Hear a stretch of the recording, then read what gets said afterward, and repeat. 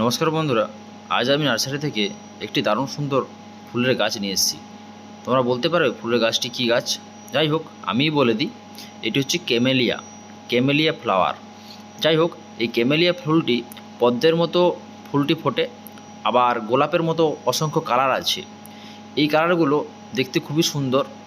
এই গাছটি আমি নার্সারি থেকে নিয়ে আসার পর আমি এবার গাছটিকে লাগাবো।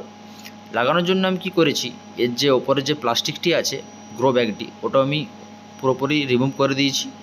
এবারে দেখুন কত সুন্দর সুন্দর শিকড় হয়েছে, তলাতে কি সুন্দর রুট বলটি তৈরি হয়েছে। আমি যাদের রুট বলটি আমি কিন্তু ভাঙবো না, এক্ষেত্রে রুট বলটা আমি ভাঙবো না, আমি রুট বল সমেত মাটির উপরেই লাগাবো। এর জন্য আমি কি করেছি, টবের তলাতে অর্ধেক ভর্তি করে নিয়েছি আমি গোবর সার, সাথে কিছুটা ভার্মি কম্পোস্ট। মানে অ্যাকচুয়ালি কী হয়, এই গাছ পাতা পচা সার, যেটা পচা সার, সেই পচা সার খুব পছন্দ করে, পছন্দের সার এই গাছের ক্ষেত্রে, পছন্দের খাবার। সেজন্য আমি ওই সারটি অর্ধেক টবে ভর্তি করে নিয়েছি, আর ওপরে কিছুটা বাগানের মাটি দিয়ে দিয়েছি।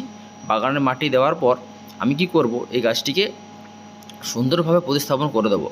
আর গাছটির যেহেতু আমি কালার জানি না, এটি লাল, পিঙ্ক বা এরকম অন্যান্য কালার হতে পারে, তবে বাগানি আমাকে যে নার্সারিতে কিনেছিলাম বলল যে এটা লাল বা গোলাপি হতে পারে।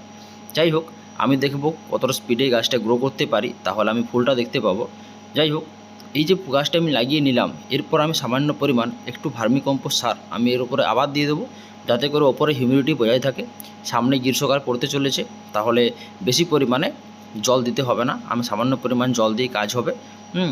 মাটির গোড়াটা ভেজা থাকবে। আর এটি লাগানোর জন্য আর একটু নিচে লাগাতে হবে টবে।